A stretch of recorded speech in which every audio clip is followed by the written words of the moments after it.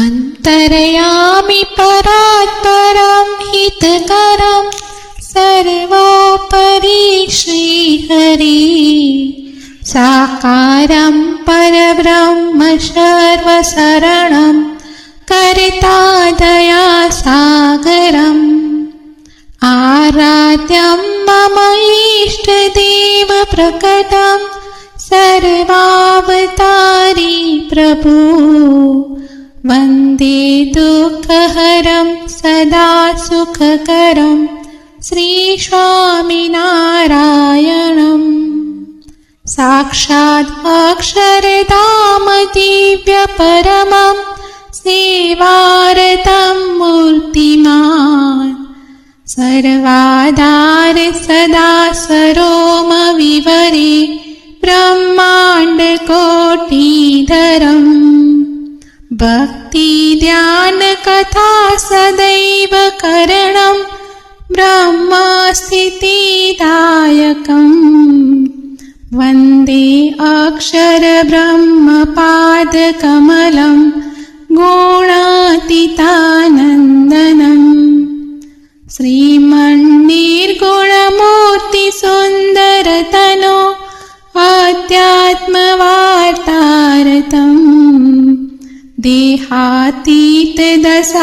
अखण्डभजनं शान्तं क्षमासागरम् आज्ञापालनतत्परं गुणग्रही निर्दोषमूर्ति स्वयम् वन्दे प्रागजिभक्तपादकमलं ब्रह्मस्वरूपं गुरुम् सुप्तोपासनमन्दिरं सुरचनं सीतान्तरक्षापरम्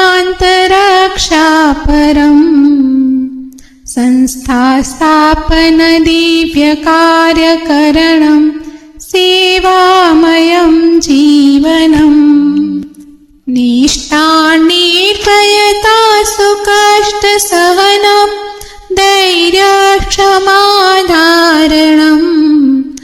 शास्त्रीयज्ञपुरुषदासचरणं वन्दे प्रतापी गुरुम् वाणी अमृतपूर्ण हर्षकरणी सञ्जीवनी माधुरी दिव्यं दृष्टिप्रदान दिव्यहसनं दिव्यं शुभं कीर्तनम् ब्रह्मानन्दप्रसन्नस्त्रेहर्षितं दिव्यं कृपावर्षणम् योगीजी गुरुज्ञानजीवनपदे भावे सदा वन्दनम् विश्वे वैदिकधर्ममर्ममहिमा सत्सङ्गविस्तारकम् वात्सल्यं करुणा अहो जनजने आकर्षणम् अद्भुतम् दासत्वं गुरुभक्तिनित्यभजनं संवादिता साधुता नारायणस्वरूप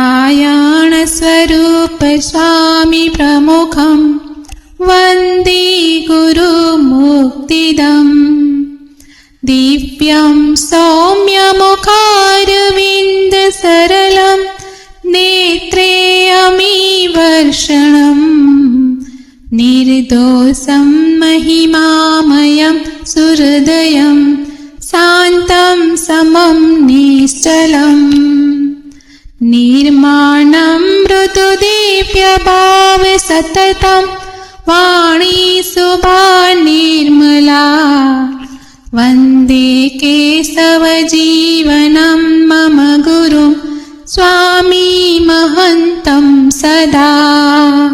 श्री स्वामिनारायण भगवाननी जय। अक्षर पुरुषोत्तम महाराजनी जय। गुणातीतानंद स्वामी महाराजनी जय। भगतजी महाराजनी जय। शास्त्री महाराजनी जय। યોગીજી મહારાજની જય, પ્રમુખ સ્વામી મહારાજની જય, મહંત સ્વામી મહારાજની જય.